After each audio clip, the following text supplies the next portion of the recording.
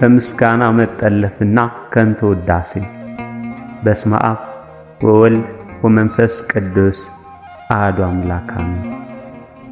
ዛሬ ከመነኮሳት ታሪክ አንድ ታሪክ እናስደምጣችኋለን። ይኸውም ስለ ከንቱ ውዳሴ። ከዘመናት አንድ ወጣኔ መነኩሴ በመንፈሳዊ አገልግሎቱ የተነሳ በብዙ ምዕመናን ዘንድ አድናቆት፣ መንፈሳዊና ውዳሴ ማግኘት ጀመረ።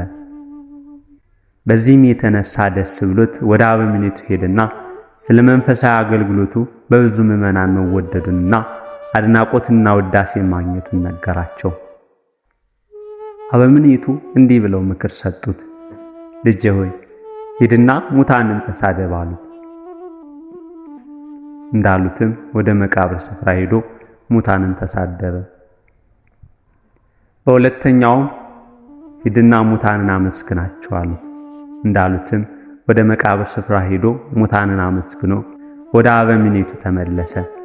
አበምኔቱም ሙታንን ስትሰድባቸው ሆነ ልታመሰግናቸው ምን አሉት። ወጣኔ መነኩሴውም ምንም መልስ አልሰጡኝም አላቸው። አበምኔቱም ለመነኩሴውም ልጅ ሆይ አንተም ልብ ለሰዎች ምስጋናና ለሰዎች ስድብ ክፍት አድርገህ ኑር አሉት። ስለዚህ አይምሮን ገዝተህ ምስጋና ለመቀበል እንደተንደረደርከው ሁሉ ስድብ የመቀበልን ጸጋ ቢኖር ከከንቱ ውዳሴ መራቅ እንችላለን። መጽሐፍ ቅዱስም እንዲህ ይለናል፣ ሰዎች ስለ ሰው ልጅ ሲጠሏችሁ ሲነቅፏችሁም ስማችሁንም እንደ ክፉ ሲያወጡ ብፁዓን ናችሁ፣ እነሆ ሰርቶም በሰማይ ታላቅ ነውና በዚያን ቀን ደስ ይበላችሁ። ዝለሉም አባቶቻቸው ነቢያትን እንዲያደርጉባቸው ነበርና እንዳለ ሉቃስ ወንጌል ምዕራፍ 6 ከቁጥር 22 እስከ 23። ስለዚህ ክርስቲያን ቀን ሰርቶም ለሚመጣበት ዘለፋ ለመቀበል ዝግጁ መሆን ይጠበቅበታል። ከንቱ ውዳሴ የተሞላን ከሆነ ይህም ማድረግ ይከብደናል። ለአንድ ነገር በኃላፊነት ስሜት አድርጌዋለሁ ብሎ መናገር ከንቱ ውዳሴ መፈለግ አይደለም። ይልቁ ግን ስለ ችሎታና ስለ አቅም ከሌሎች የምስጋና ችሮታ መጠበቅ ከንቱ ውዳሴ ነው። ቅዱስ ጴጥሮስ በቂሳርያ መንፈስ ቅዱስ የገለጠለትን የጌታ ኢየሱስ ክርስቶስ ማንነት ሲመሰክር በጌታ ዘንድ ሞገስ አግኝቷል። በራሱ ፍቃድ ሲደገፍ የወንድሞቹ የነ ዮሐንስ ትጋት ግምት ውስጥ ላላስገባ ሁሉ ቢተው እኔ እስከ መጨረሻ እከተላለሁ የሚል ከንቱ ውዳሴ ፈልጎ የተናገረው ንግግር ግን ያመጣው ውጤት መልካም አልነበረም። እኛም ስናገለግል ጌታ በእኛ እንዲናገር ፈቅደን የወንድማችንን አገልግሎት አክብረን ሊሆን ይገባል።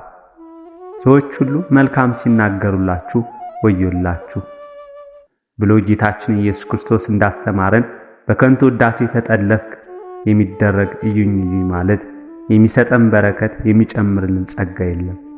ስለዚህ ከንቱ ውዳሴ ከንቱ የራቀ ቅን አገልግሎት እንድናገለግል ይገባል። ምክረ አበው። ምስጋና የባሕርይ ገንዘቡ የሆነው ለእግዚአብሔር ነው። እኛ ሰዎች ደግሞ ከአፈር የተበጀን ፈጣሪ የሰራን ፍጥረቱ ነን። በእኛ ዘንድ የፈጣሪ ክብር እንዲገለጥ ይገባል። ለፈጣሪ ምስጋና ለማቅረብም አንደበት ተሰርቶልናል። ምስጋናውም ዘወትር በአፌ ነው እንዳለ ቅዱስ ዳዊት። ሆኖም ግን ለፈጣሪ የሚገባውን ምስጋና ለራስ ማድረግ መጣጣር በዘመናችን አገልጋዮች በስፋት ይታያል። በዘመናችን በብዙ አገልግሎቶች ስብከቱ፣ ዝማሬው፣ ክህነቱ የራሳቸው እስኪመስል አገልጋዮች ሲመጻደቁበት ማየት የተለመደ የሆነ መጥቷል። በዚህ የተነሳ ለቤተ ክርስቲያን እኛ እናውቅልሻለን የሚል አካል እየበዛ አገልጋዮች ከሚሰበከው ወንጌል በላይ ስለ ድምጽ ጥራትና ስለ መድረክ አያያዝ ጉዳይ ሲጨነቁ ማየትም የተለመደ ነው። አንድ መርከብ በውሃ የተሞላ ውቅያኖስ ላይ ሳይሰጥም መሄድ ይችላል። መርከቡ መስጠም የምትጀምረው በራሷ ቀዳዳ ተከስቶ በውሃ ከተሞላ ውቅያኖስ ውሃው ሰርስሮ የገባ ጊዜ ነው። አንድ አገልጋይም በሚያገለግልበት ጊዜ የምስጋና ብዛት ጥግ ስለተነገረው ሳይሆን በልቡ ለምስጋናዎቹና አድናቆቶቹ ቦታ መስጠት ሲጀምር ነው በከንቱ ውዳሴ ተጠልፎ የሚወድቀው። በእርግጥ ምዕመናን አገልጋዮች በከንቱ ውዳሴ እንዲወድቁ ጾር እየሆኑ ያሉት ታቦት ያላቸው ብዙ መካናት ትቶ አገልጋዮች ተከትሎ እግዚአብሔር ሳይሆን አገልጋዮች የሚያመልክ ስለ ክርስቶስ ከመስበክ ይልቅ ላንቃው እስኪነጻመው ድረስ ስለ መምህር ገሌ ዘማሪት ገሊት እያለ የሚውል ምዕመን እንደ ፈሪሳውያኑ በነቀፋ የተሞላ ክርስትና የሚኖር ከሆነ ቆይቷል። ምዕመናን ለእናታችን ሔዋን እንዳሳታት ዲያብሎስ ያለ የሽንገላ ቃላትም ለአገልጋዮች ከመናገር መከልከል ይገባናል።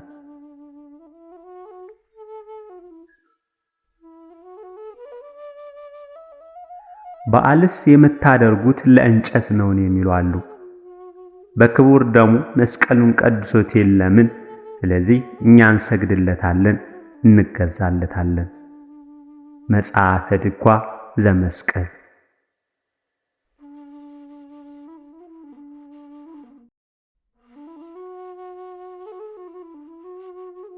በመጽሐፈ መነኮሳት ላይ ታሪካቸው የሚገኝ አንድ አባት የበቁ አባት ነበሩ።